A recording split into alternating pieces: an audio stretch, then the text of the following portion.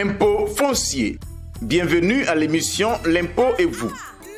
Aujourd'hui, nous allons parler de l'impôt foncier. Cet impôt qui sert au développement local est souvent méconnu de la population.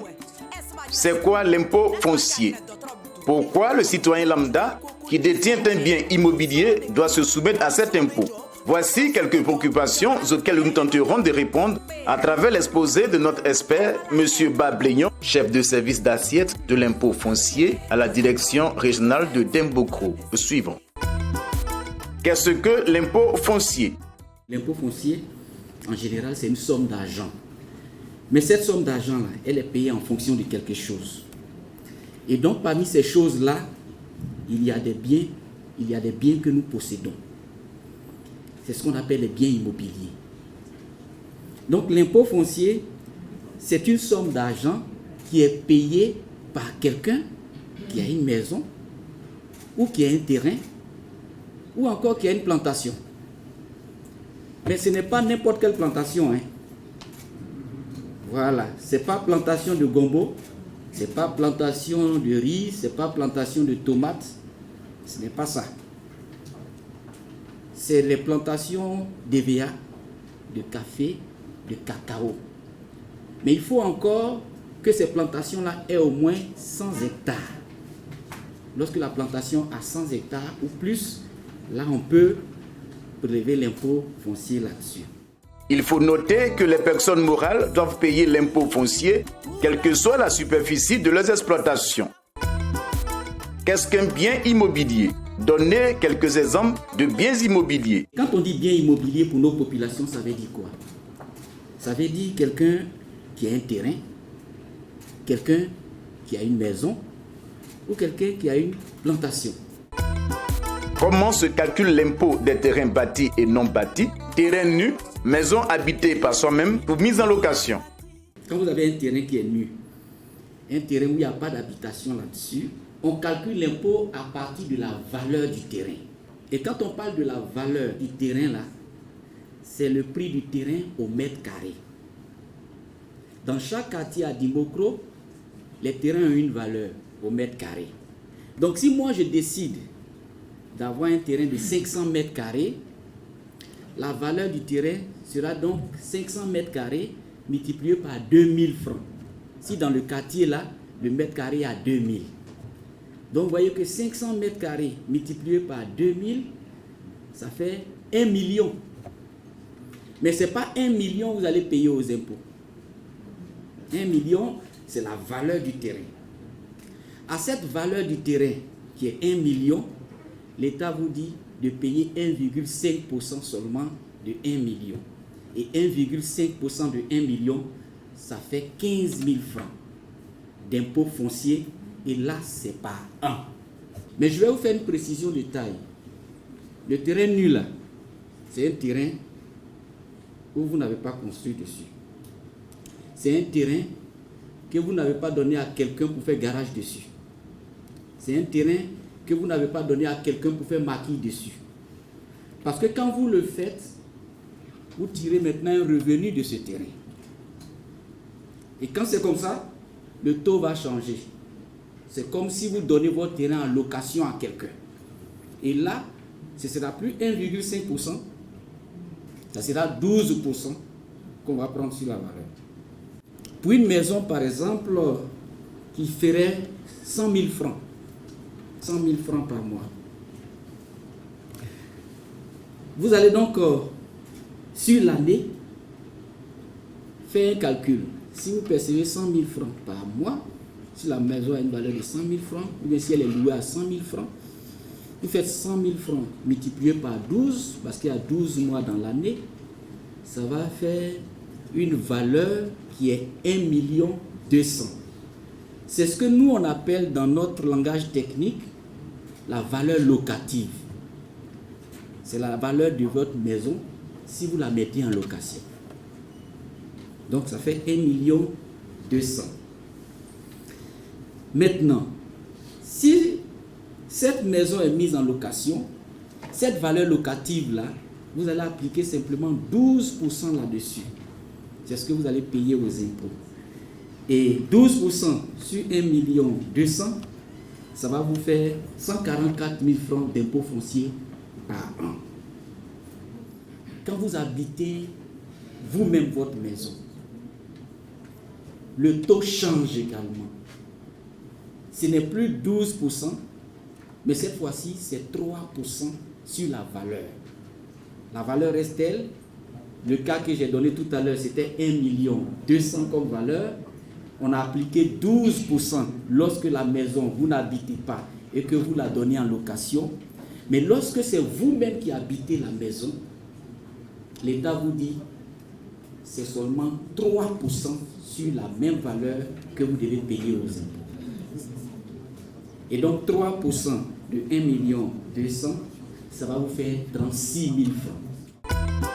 Que dire du calcul de l'impôt des établissements hôteliers? Pour les hôtels, on tient compte de ce qu'on appelle le prix moyen cumulé de toutes les chambres de l'hôtel pour une journée, qu'on multiplie par 360 jours. Mais je vais vous expliquer. Il arrive des fois où ici à Dimokro, les hôtels sont pleins. Quand il y a des événements, quand tu appelles dans un hôtel, oh c'est plein. On tient compte de ça. Donc quand vous avez un hôtel qui a par exemple 10 chambres, vous avez un complexe hôtelier de 10 chambres, et il y a 8 chambres de 10 000, et puis 2 chambres de 15 000 francs. Donc quand on vous appelle, que vous dites c'est plein, ça veut dire quoi? Quand l'hôtel est plein, ça veut dire que toutes les chambres sont pleines. On tient compte de ça. Quand toutes les chambres sont pleines, pour un établissement de 10 chambres, où il y a 8 chambres de 10 000 et 2 chambres de 15 000, ça veut dire que quand c'est plein, les 8 chambres de 10 000 vont rapporter 80 000. Et les 2 chambres de 15 000 vont rapporter 30 000. Donc quand vous dites que c'est plein, ça veut dire que dans la journée, vous avez eu 110 000. Donc, on cherche à savoir quel est le revenu locatif de la journée d'abord, ça fait 110 000. Et ce revenu locatif-là, on ramène ça à l'année, on multiplie les 110 000 par 360. Voilà, par 360. Et ça fait 39 600 000.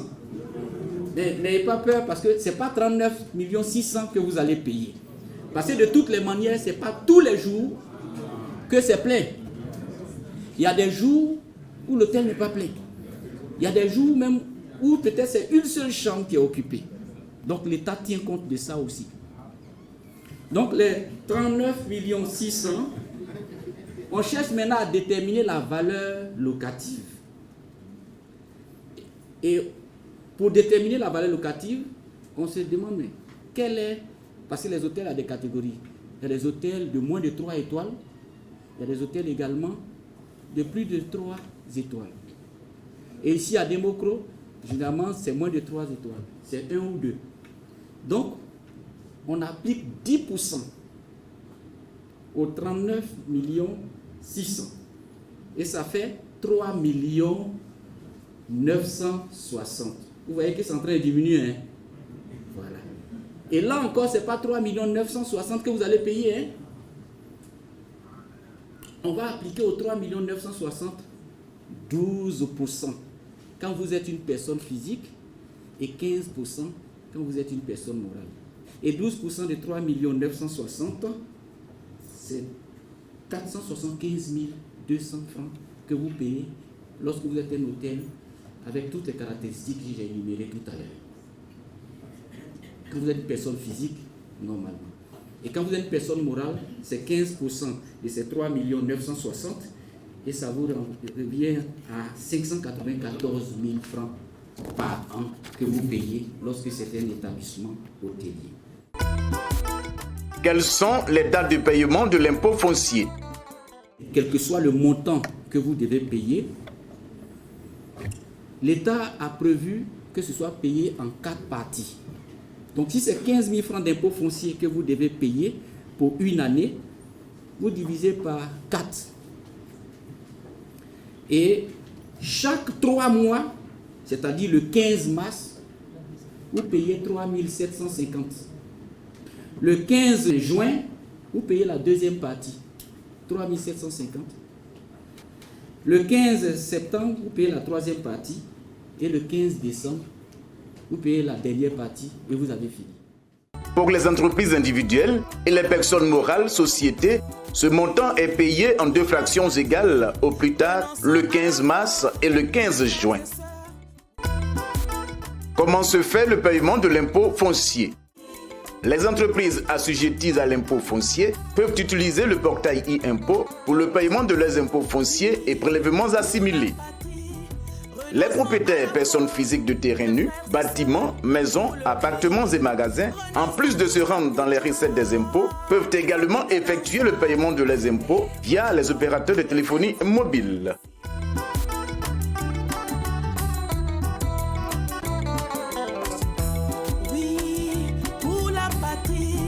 Renonçons à la fraude, mes frères et sœurs, pour le pays.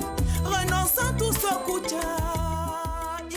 Que retenir au thème de cette émission? L'impôt foncier contribue au développement de notre nation car c'est grâce à cette contribution du citoyen, contribuable client, que l'État construit des routes, des écoles, des hôpitaux, etc.